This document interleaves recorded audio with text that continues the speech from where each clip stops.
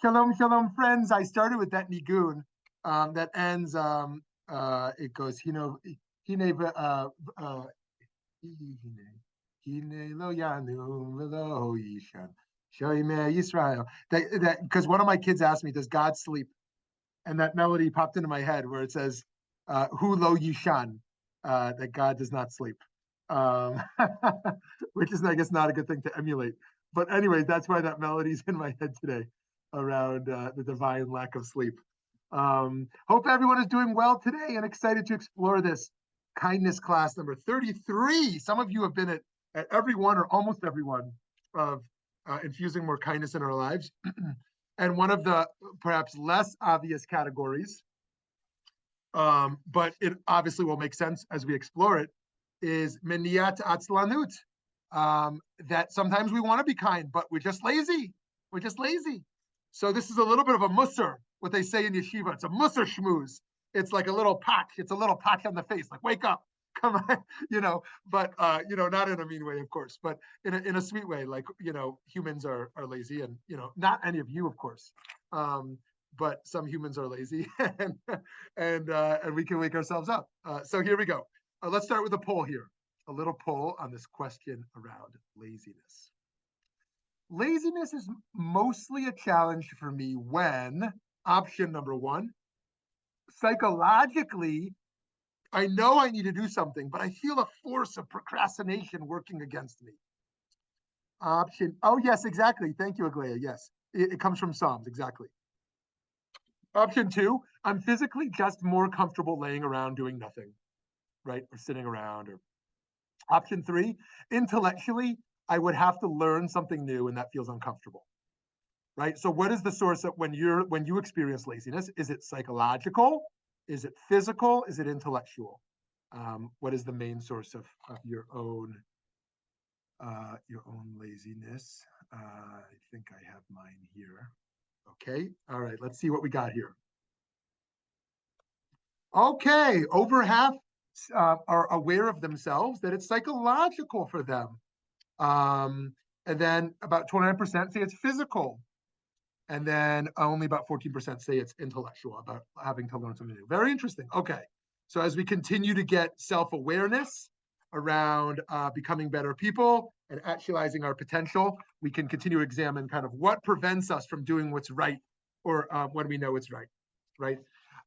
Okay, are humans hardwired to primarily seek meaning, to seek pleasure, to avoid pain?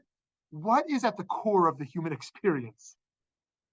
It is hard to say what is most fundamental to the human being, although many have tried for a long time. And perhaps there is no one-size-fits-all answer, but any student of history or contemporary psychology can easily see the common desire of avoiding effort. Today, if one can get someone else to do things for them, mow their lawn, clean their pool, deliver the groceries, etc., then it's viewed as desirable. Is there anything that is still worth doing ourselves when someone else can do it for us? Perhaps the biggest culprit in our laziness and unwillingness to exert ourselves can be found in the psychological tools of excuse making. Orchot Tzadikim, which is a well-known work of Musar of anonymous authorship, explains how the traps of laziness affects one's learning. If people say to a lazy person, your teacher is in a nearby city, go and learn from them, they respond, I fear there's going to be a lion on the highway. If they say your teacher is in your own city, then they respond, I fear there's a lion in the streets. If they say your teacher is near your home, they respond, I'm afraid a lion is outside. And if they say your teacher is in a room inside your home, They respond, I'm afraid that if I rise from the bed, the door will be locked. And if they say, but the door is open, they respond, I need a little more sleep, right? And so here we kind of explore like an understanding of our own thought processes, of our own kind of justifications for not doing what we feel is a great thing to do. How many of us just want a little more self-care, just a little more relaxation? We may know that there's no viable excuse for any one of us to not be addressing others' suffering for at least a few minutes every week. Yet we manage to find 20 excuses while maintaining the memory of our soup kitchen volunteer experience from 3 months ago, earlier as our justification to comfort ourselves from facing our entrapment of sloth. The great Musar teacher, Rav Chaim Luzzatto, paints the picture well. We see with our own eyes on numerous occasions how a person is already cognizant of their duty and how already knows what is appropriate for the salvation of their soul and what their obligation to their creator is, can nonetheless neglect their duty, though not because of a lack of awareness of their obligation for any other reason. Rather, their lethargic indolence dominates them. And this is what it says to them. I'll eat just a bit, or I'll sleep just a bit, or it's hard for me to get out of the house, or I took off my shirt. How can I possibly put it back on? Or it's very hot outside, or it's chilly, it's rainy, and all such other pretexts and excuses that the mouths of the indolent are filled with. Indeed, none other than David Melech, King David himself, fell prey to laziness. The biblical text in the Sefer Shmuel, the book of Samuel, informs us that he was strolling on his rooftop after rising from bed in the evening when he noticed Bathsheba, right, his greatest sin of all, and subsequently summoned her. The 19th century commentator, the Malbim, comments, this means to say that even in his home, he was not busy with the needs of the people, for he rose from his bed in the evening. And our sages said that after David ate a regular meal, he would sleep until the 9th hour. And if he ate a meal fit for kings, he would sleep until the evening. And even after that, he didn't deal with the needs of the people. And because of this, he came to sin and did not prevent his eyes from seeing a woman bathing, who then, of course, he took and then really killed her husband. Really a troubling story. But the greatness of King David amidst all of that evil is his deep, deep desire for teshuvah, for repentance and growth, and his real acknowledgement of his sin over and over in Psalms. It is, of course, not only the privileged and powerful who struggle with energizing themselves to transform the world. The oppressed are also plagued with this complex problem. The great Brazilian educator and author, Paulo Freire, is that how you pronounce?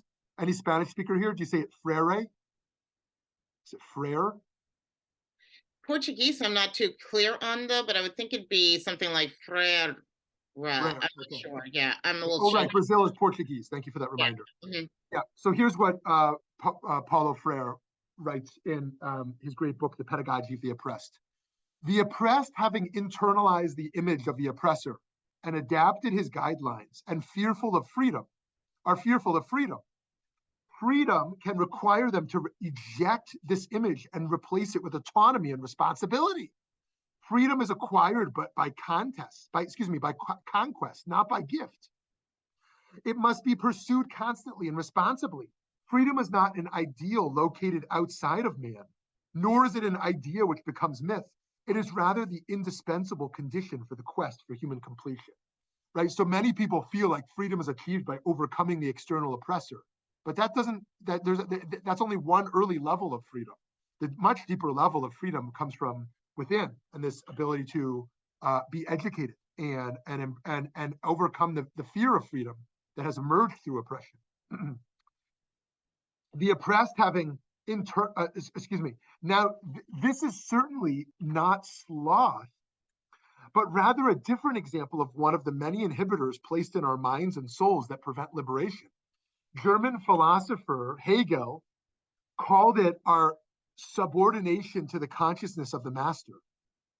Christian philosopher Thomas Aquinas argued in his theological work here that sloth can be sinful in two situations.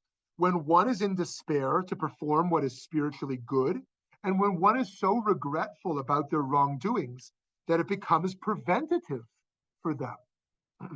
We can think of a number of other psychological reasons outside of the sin category, which, of course, early Christian thinkers were consumed with, and perhaps our framework for not falling into the trap of laziness that can therefore be more positive, focusing on alacrity and motivation rather than our sinfulness and sloth itself. Consider the following: a yeshiva, particularly one with out-of-town students living in a dormitory, typically requires its students to attend the morning minyan, right? They're expected to learn late at night in the yeshiva, but be up very early for the morning prayers. One such yeshiva had a reputation for penalizing students who slept in and failed to attend. While perhaps the impending fine served as an incentive for some students, others were turned off to the very idea of davening as a result. I don't want to pray if I'm going to be penalized but for not showing up on time. On the other hand, a Rosh Yeshiva of another institution took a radically different approach.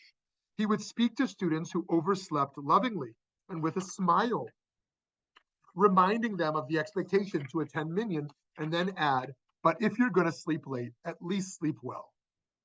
Right? And so how do we think about responding to others' laziness? Maybe someone in our family, maybe a child, maybe a colleague who we feel doesn't like to push themselves, or whatever the case is. Like, how do we respond to others? And one approach is kind of more harshly, and there may be some data to support that. Think about a gym trainer, right? Do you want a gym trainer who's going to yell at you, or be gentle with you when you're tired? And how does that reflect differently in at home or at work or whatever the case is? And yet to think about the benefits of this supportive approach. Psychologists have found that life satisfaction is 22% more likely for those with consistent, ongoing minor accomplishments than for those who express interest only in massive accomplishments, right? That ought to be clear to us, but ongoing minor accomplishments are going to push us further than having these massive ones. Laziness, too, is not conquered by being a major life goal, right? You can't say, I'm going to be less lazy this year, but incrementally, every moment of our existence, we must seek little victories. The research shows that this can lead to a more meaningful and happy life. To this effect, the Vilna Gaon, known as the Gra, found it meaningful to argue that the reward for doing mitzvot is so much greater than the effort expended. He writes over here, how difficult is it to leave this world? In this world, for a few kopecks, a person can purchase tzitzit, and as a reward for this simple mitzvah, merit to experience the divine presence in the world to come. But in the upper world, he can no longer earn anything, even if he exerts all his energies. So that kind of theology may speak to some of us, may not to some of us. Laziness is a great force in our modern age, but it doesn't have to be a dominating one. Every day, countless people wake up to face the day with the ability to combat the forces inside them that tempt them to lay in bed for just 5 more minutes. Those 5 minutes turn into 10 minutes, and then suddenly an hour's gone by. 2 hours, 12 hours, a whole day wasted. Laziness is easy, which makes it an appealing trait. But we know intellectually that laziness breeds apathy, and apathy leads to destruction of mind, of environment, and at the most extreme levels, of other people. Our laziness is not only found in the realm of action, but also in the realm of thought. Sometimes we don't want to exert the effort to think more critically, so we fall back on old ways of knowing, all too simple ways of thinking, and biases.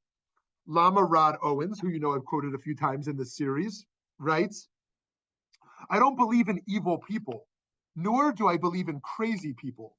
I think evil and crazy are things we label people when we are too lazy to deal with their complexity or our own complexity. When we fail to relate to our own complexity, we fail to see the complexity of other people, especially the ones who cause a lot of harm. To step into the middle is to step away from the extremes of black and white into the discomfort of the many shades of gray, where we head to the edge of our practice, where our hearts break and we are forced to sit with both the love and the rage. Wow. Perhaps a helpful pathway toward overcoming laziness can best be found in zooming out of the immediate present toward our long-term purpose. Here's a quote from Dr. Erica Brown. Professor of Psychology and Education, Saul Schimmel, posits that sloth or religious laziness consists in our submission to the natural human tendency to avoid our obligations when they demand effort and sacrifice. The failure often occurs not because we are evil, but because we take a narrow view of life.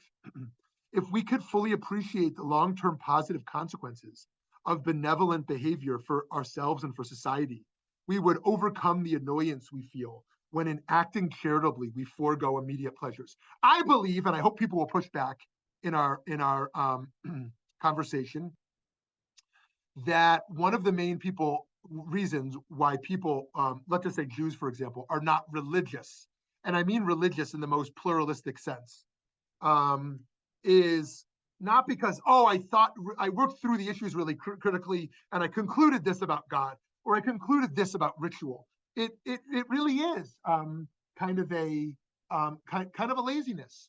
Like, do I want to invest in spiritual life? Do I want to invest in participating in community? Do I want to wake up on a Saturday and go to a minyan?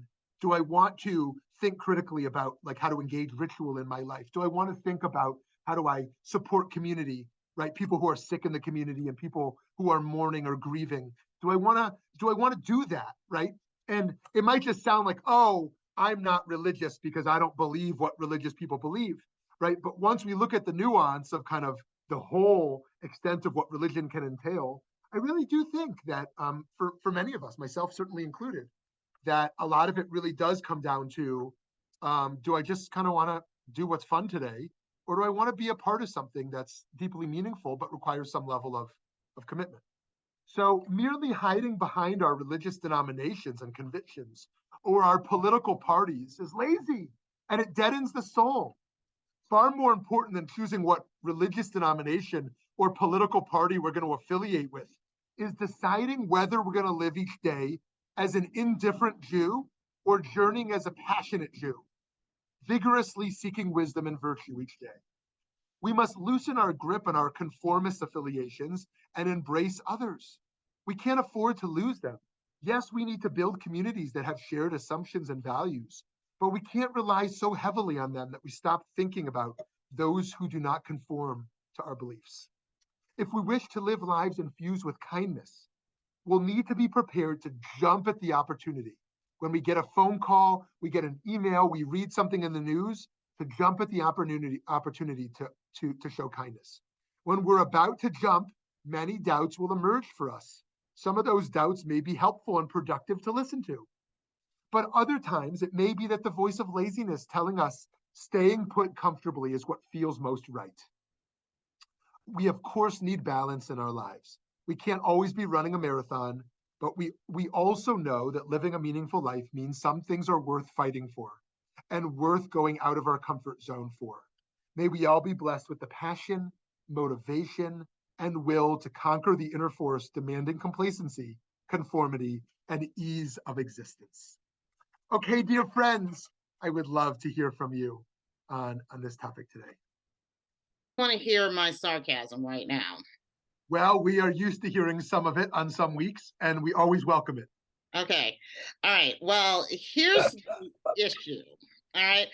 I had this is not a funny story, but it kind of is. Okay. There was a former quasi potential love interest, and I was talking to him on the phone, and I was talking to him about how, when it comes to technology versus people being lazy, that kind of stuff. And he thought he was going to be, kind of a smart aleck with me and say, oh no, see, I saw this cartoon, and it had this cartoon strip, and it had all these panels. It said text messaging is going to make people lazy. Then it went to the printing press is going to make people lazy. And then it went to, way back in time, writing is going to make people lazy. And I said, baby, those are not the same thing. And there's a reason why they're not the same thing. I said, compare how many millennia it took before the average person that's walking down the street could just basically everyone could write versus how many people got text messaging right after not long after the technology was invented. And he said, oh yeah, I guess Facebook went from 1 to a billion people in less than 10 years. And I said, yes. Now, is it because the technology makes people lazy? No, it's because people make people lazy. I mean, I promise you the first trillionaire will be someone who invents the iPotty device, okay? And so then he got kind of a little bit annoyed with me. Now, with Portugal coming into that, though, this is, he ended up getting told by Felicia in the middle of a sidewalk in Portugal, which is not funny, but it's the only way I can get through telling that story because it is kind of funny. But the problem is that I think that, well, in his case, when it comes to laziness, actually making accounting for the fact that, well, population, the rate of, historically, the rate of progress accelerates over time and everything. He just wanted to give me the brush off, okay? In my case, for the laziness, there are those that I told him, but I didn't tell him exactly by Felicia fast enough, because then we were in Portugal together and that ended up being very uncomfortable. But that's why I say it's not a funny story. But the really point is, though, is that, well, we are lazy in a lot of different ways. So are we, like, if we get technology in our hands, we're just going to turn it into something. The internet was not intended for people to watch inappropriate videos and cat videos and everything, but that's what a lot of people do. The printing press, we can talk about breakdown of local communities versus, well, I can just get things the easy way by reading a newspaper. We can talk about how social media makes everything easy. But we can also talk about, though, versus when it comes to even writing. When was the last time any of us heard the Iliad, from a memorized performance? I don't think has anyone heard that? So did it did it just not exactly encourage laziness, but did we take it and turn it into laziness?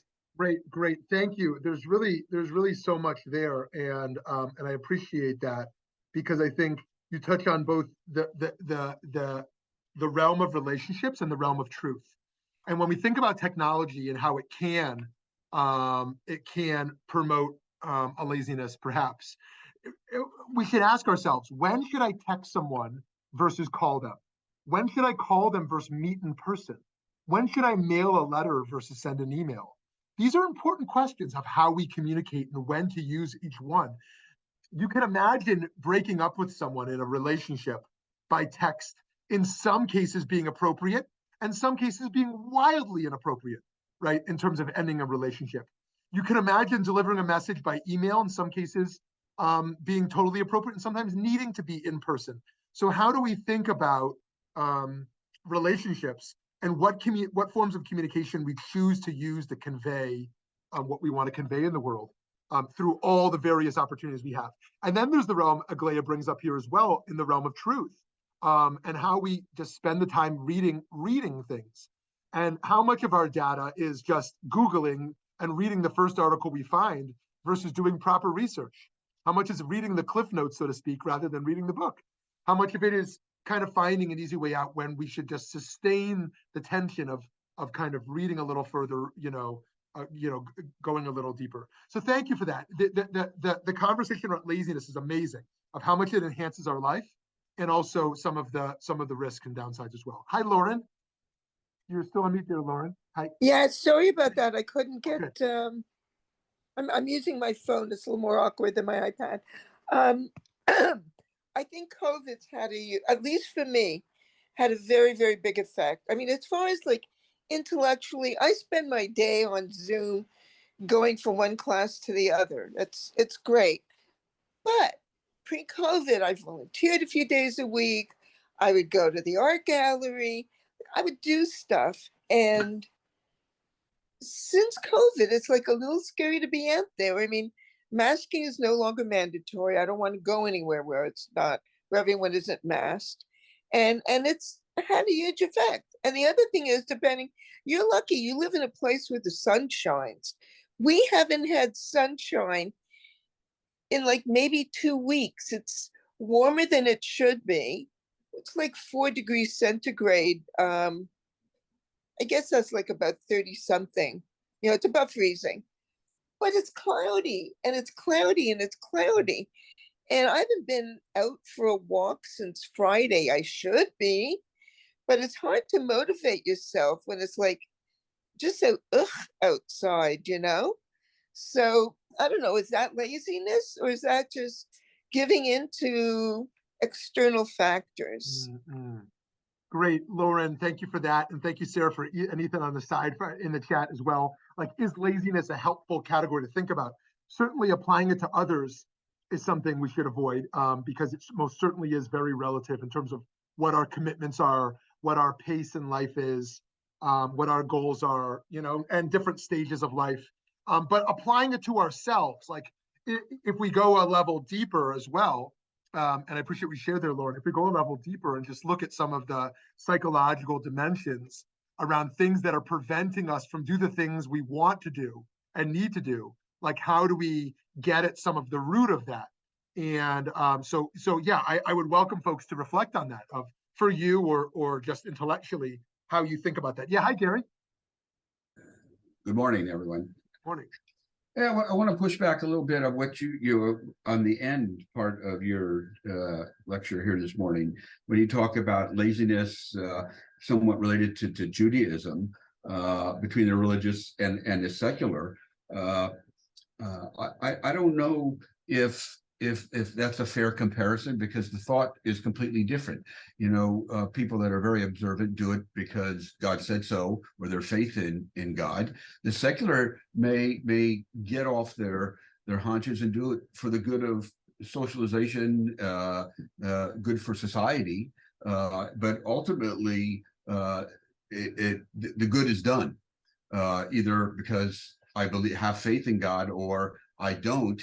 The end result to me is equally the same. And I'm telling you, you should know that, in Judaism says, just do it. Faith will come, hopefully. If it doesn't, that's great, but the deed has been done.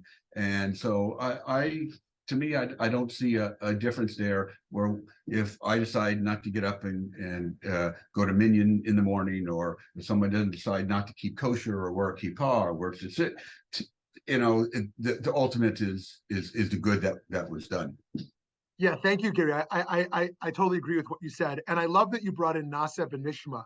That we should do and understand later, because sometimes understanding prevents our doing, and sometimes that's really productive. But other times we learn from that kind of category of Nasef and Nishma. We will do, and then we will understand. As you said, is kind of at the root of Judaism. And I think you're absolutely right. In terms of doing good and doing kindness in the world, I see no difference between religious or secular or such an ideology. I sort of mean like engaging in the kind of the ritual dimensions of religion. And I certainly don't mean to make, one end of religiosity any better than any other. But merely, was just sort of another example of how of where do we, I'm kind of calling laziness here, where do we kind of give ourselves too much of a pass for not participating in things because of kind of old conclusions. And so and we see people on both ends, people who are coming on old conclusions, that's why they are engaged religiously, and people who are not participating religiously for the opposite reason. And so it's just a different category from the kindness one. And I appreciate you flagging that for more clarity and for pushback. Hi, Cheryl. Good morning. Morning. I find that the busier I am, I shouldn't say the busier, because the more things that I have to do, the less likely I am to be, quote, lazy and not do them. In other words, that I don't push them as I said, oh, I have A, B, and C to do, and then X, Y, and Z, so I better get going, as opposed to looking at my to-do list or my calendar, and it's, I said, oh, today could be a lazy day. That's not good. So, I mean, it's okay, because I think it's okay to have those kinds of things, but I think I think laziness comes from, maybe lack of intentionality. Oh, beautiful, Cheryl. I love that. You're totally right. Like, as a process of self-care, as a process of joy in life, it makes a ton of sense to set aside time to lay around, time to vacation, time to relax. Like, and we shouldn't categorize that as laziness. I think that what we're categorizing here is when one's goal actually is to go do something good, and then they don't do it. I think like Cheryl's saying here, because there's kind of a lack of intentionality that kind of moves it from that to-do list to actualization. And so I would never categorize as lazy, like, yeah, setting aside time for not being immersed in doing. But like you said, part of it is that lack of intentionality when one does have a goal. Someone says, oh, I've decided I'm going to volunteer 4 times a month. I'm going to commit to 4 times a month volunteering. And then it doesn't happen. And one says, well, why didn't that happen? Was it a scheduling error? Was it an intentionality problem? Was it that I just got on the couch and couldn't get off? Like, what was it that I didn't actualize my vision here? Yeah, Cheryl, do you want to say more on there? Yes. I also think that some of the things that are defined as maybe lazy are not really, I would consider that. And then that's why it's a psychological thing, I think, more than anything else, unless you have, an inability to get up and go.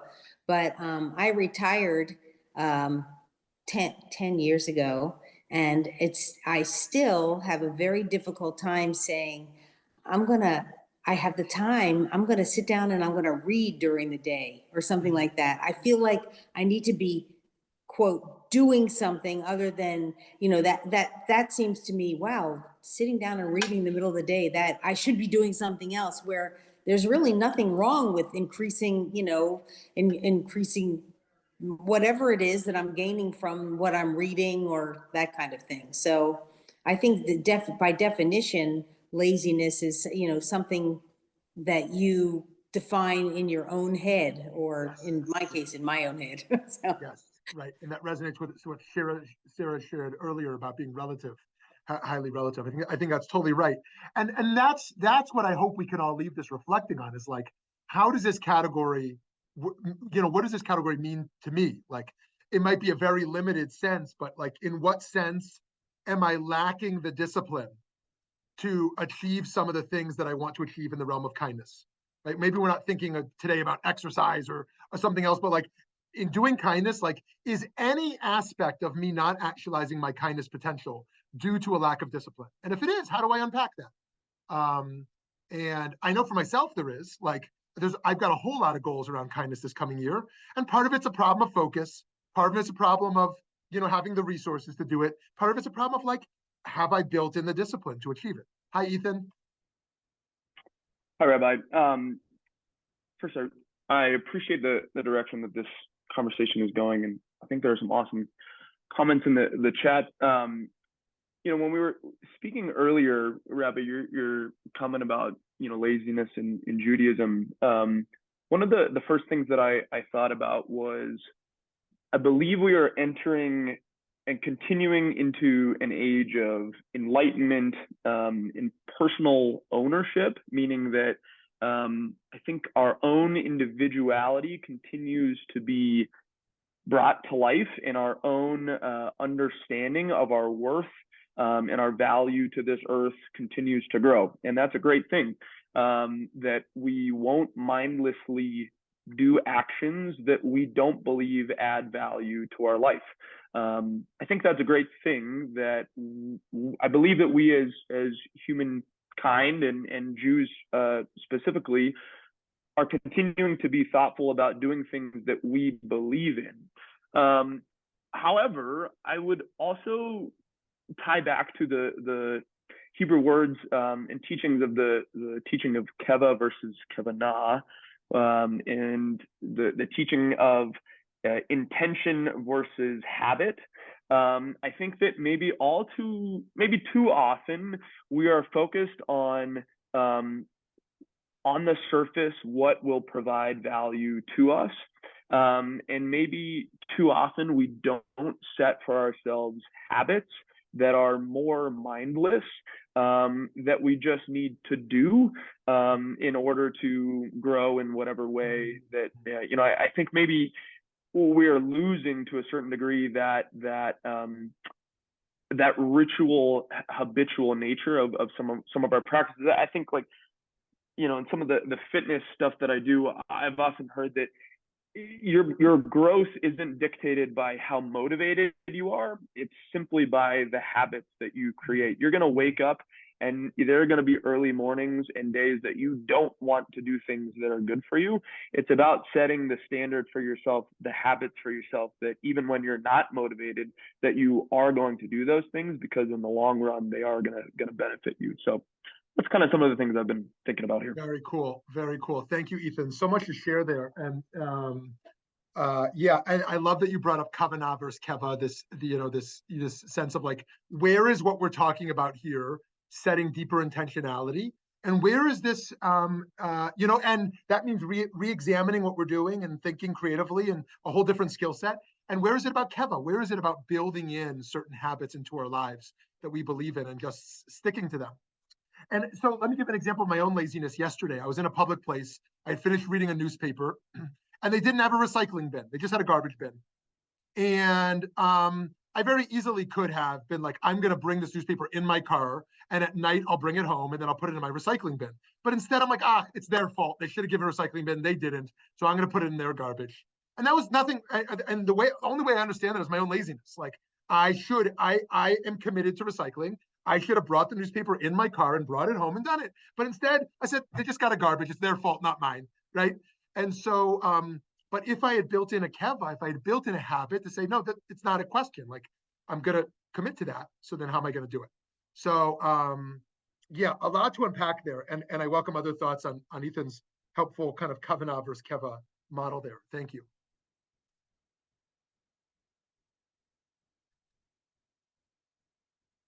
Yes, Sarah, thank you for that there as well. I appreciate redefining laziness as a lack of discipline to enact our acts of kindness. Am I regular in filling my tzedek box, right? And there's a lot of reasons why we don't all donate every day, right? But one of them might simply be like, if I've decided I'm going to be a charitable person, well, why haven't I built in some tzedakah into every day? Like, is that what's that about? Is part of it the discipline? Yeah, hi, Aglaia, back to you.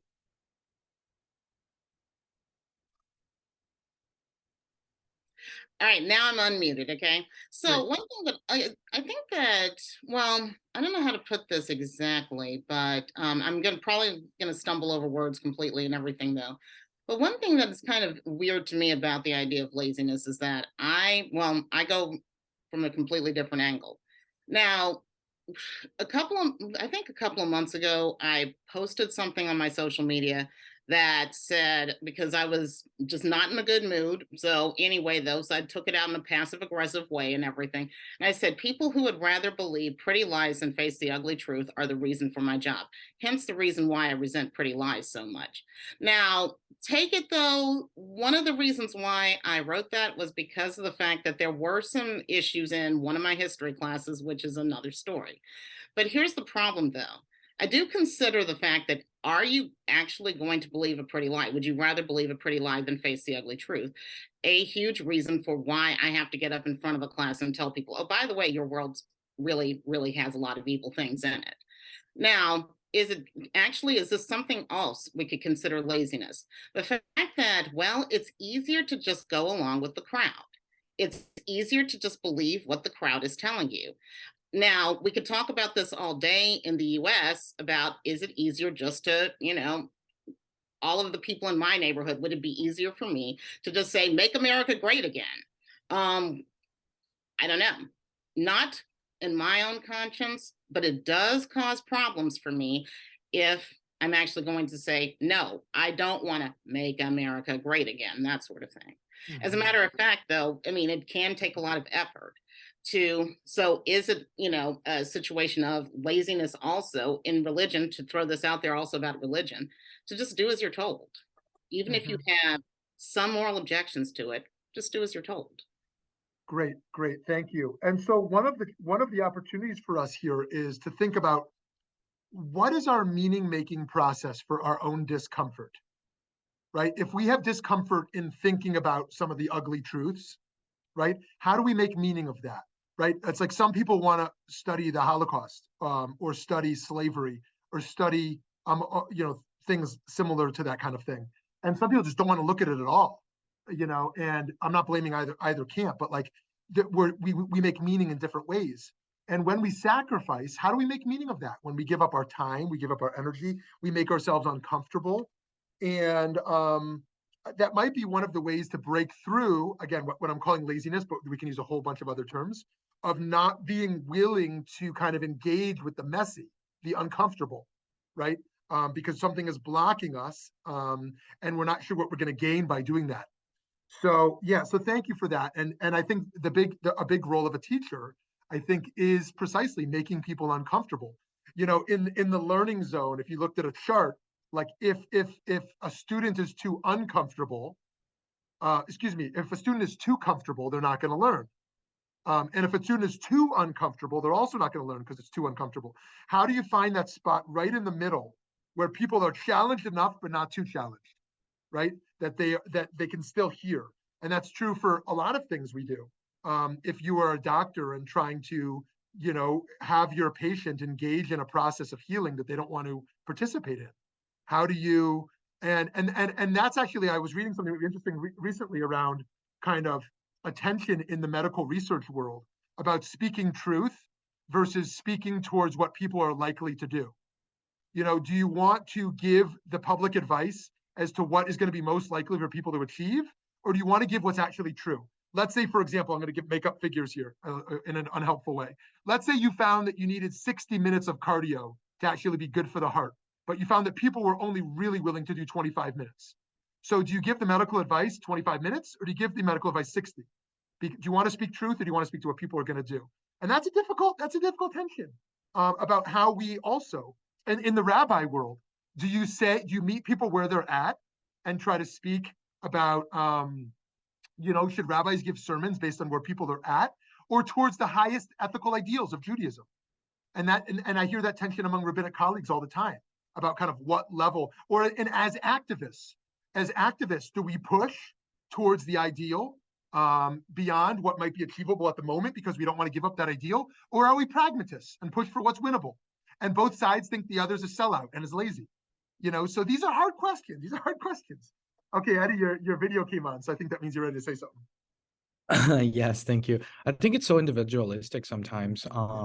With certain cases, I'm really starting to think about the educational system and how a lot of Black and brown students are deemed lazy, and then it turns out that they aren't just simply challenged enough because our educational system is so backed up. You know, I remember for a long time I was deemed lazy, but it turns out I was just in the wrong classes. I should have been in way more advanced classes. And that goes to show us that sometimes the terms and ideology that we use to classify doesn't really meet the needs of individual folks. And I think it's a huge issue. I think it's a huge issue that our community deems some folks as lazy, where there isn't the ability to coach or mentor to see that in actuality, there is something more to there. So I think there's a healthy balance, but I also want to lean back on the idea of challenge, because I do think that when in life we don't have challenges, and I think challenges can be positive. I think challenges can be a positive thing. And I think a lot of growth comes with challenges. But I do think that when we do not have challenges, we tend to fall back into what's comfortable and what's safe. And comfortable and safe sometimes doesn't give us an opportunity of growth. So those are my 2 cents on that. Love that. And Eddie, let me give you one follow-up on your last point. How do you feel about this conversation in progressive spaces around safe spaces? Right. On the one hand, safe spaces make a lot of sense because people are vulnerable and they want to be in spaces they can be themselves. And then there's another conversation I hear happening around how safe spaces are destroying society because about how we're kind of break off and people aren't willing to be challenged or be uncomfortable. How do you think about safe spaces? Yeah, I'm going to quote one of my friends that you actually know as well. Her name's Beth Strano. She actually wrote a poem called Brave Spaces, where she actually talked about the need for brave spaces rather than safe spaces. Brave spaces allows you to share what you are feeling, what your thoughts are, instead of excluding people from just only having safe spaces. I think there needs to be opportunity for folks to hear each other, but I also think there needs to be opportunity for folks to have their own spaces that allow them to feel 100% safe. I think that we need to move into a place where safety is looked upon as being able to hear other opinions that may not necessarily be the opinions you're hearing in a way that you do not feel like they're personal attacks. Mm-hmm. Awesome. So just to look at two things you shared before I move to Eric here, thank you so much for all that. And especially around the racial biases. Again, how easy it is as one dimension of laziness to just assume a bias about people rather than looking at people individually, because that requires a lot more effort. And actually, one of the laziness of biases that I grew up with was around laziness. I remember as a kid hearing very frequently in circles around me, Black folks are lazy and Mexicans work hard. Black folks are lazy and Mexicans work hard. And there's a whole lot to unpack there.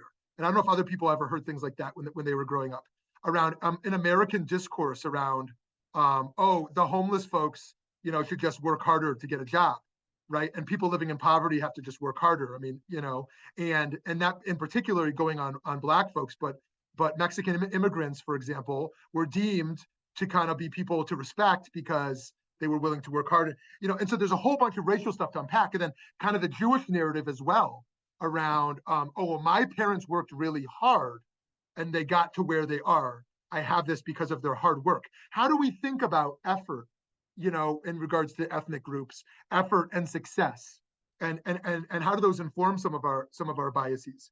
The other thing you brought up is there's a great debate around homework. Should kids have more or less homework?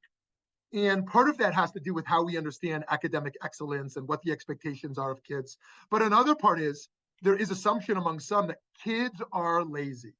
And if kids don't have homework, they will fill their time with bad things. They're going to smoke, they're going to have sex, they're going to watch TV. They're going to do bad things. And so we give them homework to distract them. But like that assumption of, oh, well, are there other productive things kids might do, like play, like talk, like develop relationships, if it's not all filled with homework? Part of the homework debate, I think, is kind of connected to this sense of like, what is a child fundamentally? Are they a selfish, lazy being that we have to like structure all their time, or they're going to make bad choices? Or are they like noble beings who should have time to make their own choices on how to pursue their own goals? And yes, sometimes they'll make good choices, sometimes not bad choices. And how does the homework debate kind of play into that as well? Okay, Eric, over to you. Thank you very much. This has been a very insightful topic, and I want to commend some of the other participants. I've heard some of your sentiments and other topics where I think the messaging that I've heard from some of you and some of these other things, I think is just as insightful to bring it and is relevant to bring it on this topic as well. I did have a thought, and this might be kind of add on.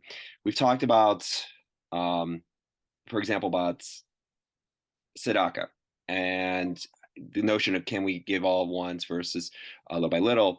I do remember in my understanding of Judaism that what has been promoted when it comes to it's baby steps. So it's better to give by little because it's by habit.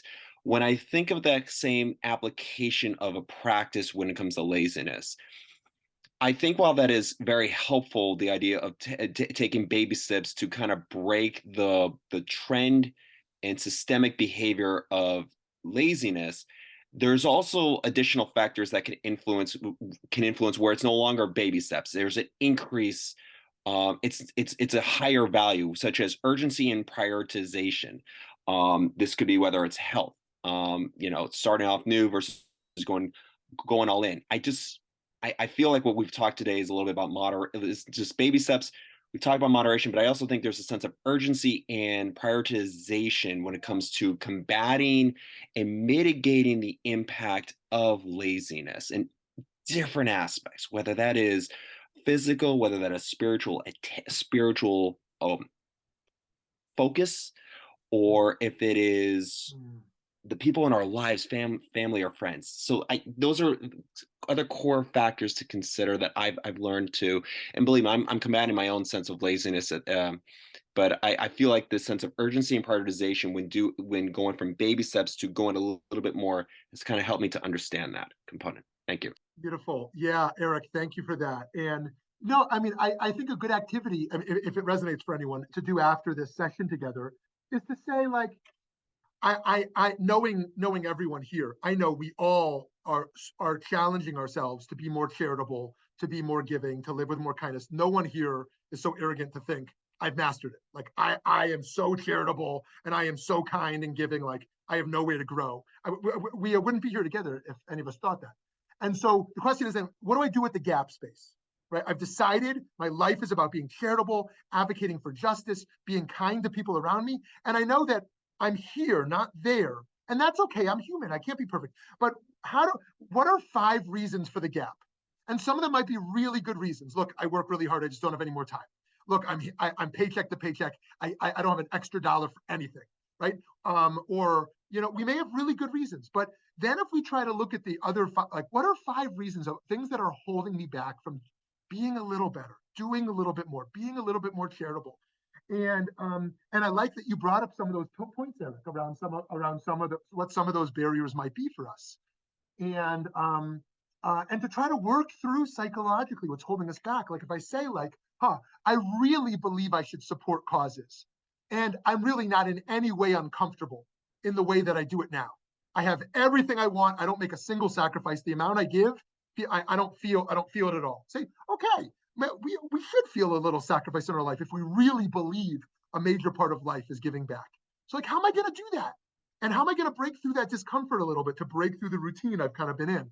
And I love what you said, Eric, around baby steps. Like, and so the question's not like, how am I going to go from, giving $10,000 a year to $100,000 a year? How am I going to go from giving 1,000 to giving 5,000? Like, or how am I going to go from volunteering 1 hour a week to 5? Like, question is, how am I going to make that baby step? And I think you're right, Eric, that at least as it comes to tzedakah, that's built in.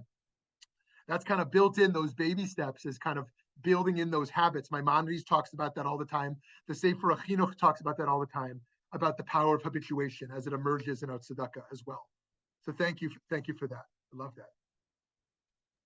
All right, can I pop off at the mouth one more time? Yes, just before you do, Aglaia, I just want to welcome either Steve in or Rabbi Lerner. Who else have we not heard from? Or Alex, if any of them want to weigh in. Okay, we will see if they join us. Aglaia, back to you for now. Okay, no one wanted to make me shut up today. Okay, that's interesting. Nobody ever wants to make you shut up. Okay, my students would disagree with you. But anyway, long story short, though, my concern here is that if we're talking about making things into a disciplinized, my concern is that when it comes to that, though, sometimes routines can actually be self-defeating. So is there a way that these, like actually making it into a, sort of routine thing can also be self-defeating? And your process. Love that. And I'm going to toss that back to Ethan as well, based on what he had shared. And I think Sarah wants to jump in as well there. But yeah, this question of like, where does building in habit and routine, where is that really powerful and helpful? And where does that, break down the spontaneity, the creativity? Yeah, Sarah, you want to weigh in on that?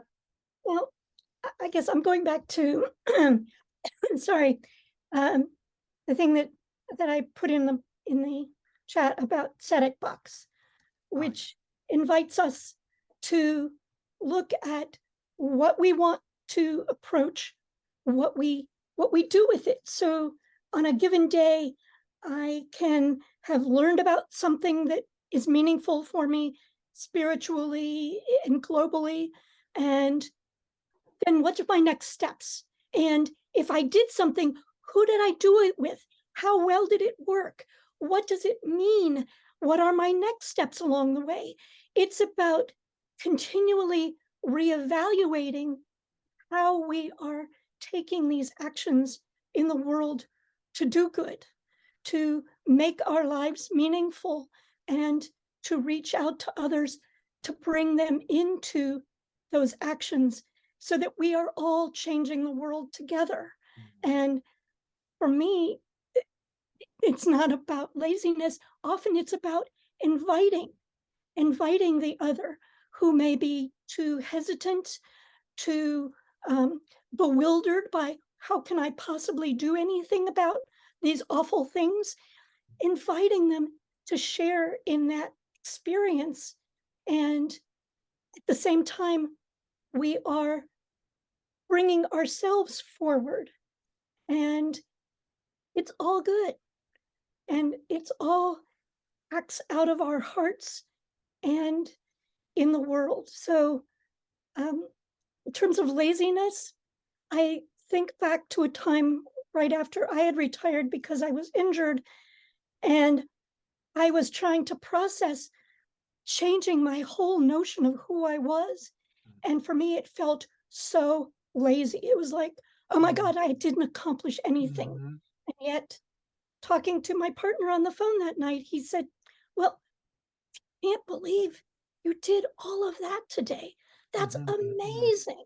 Yeah. And so how we even view ourselves is so relative to what we expect and to what it means moving forward.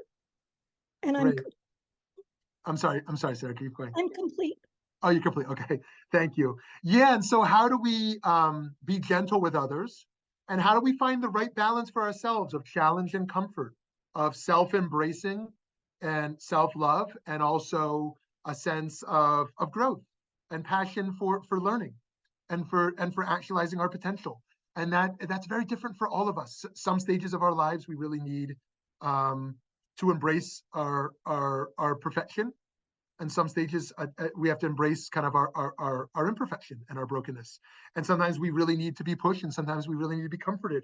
And one classic case, and I was thinking about what you said there as well around the retirement piece, is people grieve very differently as well. And sometimes people are very shocked at how long their grieving process is. They feel guilty. Geez, I thought losing a parent, I thought it was going to be over after a month or 6 months. And it's like, here I am 2 years later.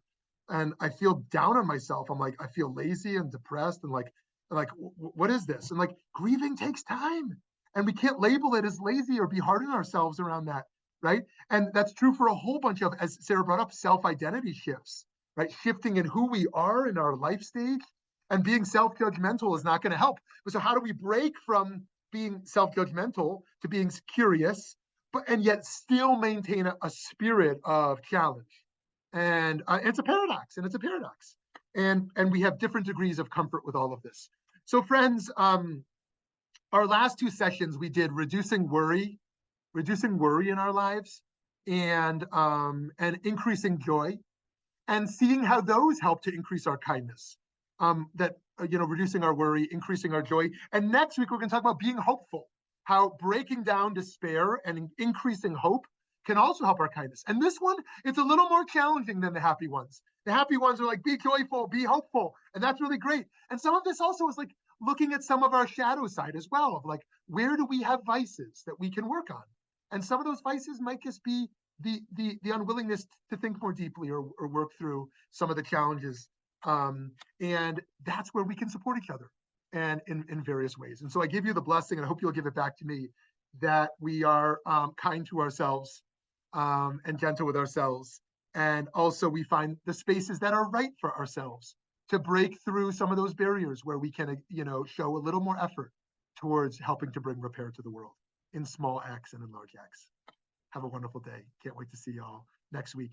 And just want to note that there is a day we're going to be off together. We are together next week on the 17th. We're off on the 24th. Just want to note that we're off on January 24th. Because I'll be in Denver with Ethan and with our great fellows over there, celebrating with them. And then on the 31st, we're back together. Have a wonderful day. God bless. Stay warm and full of love and hope.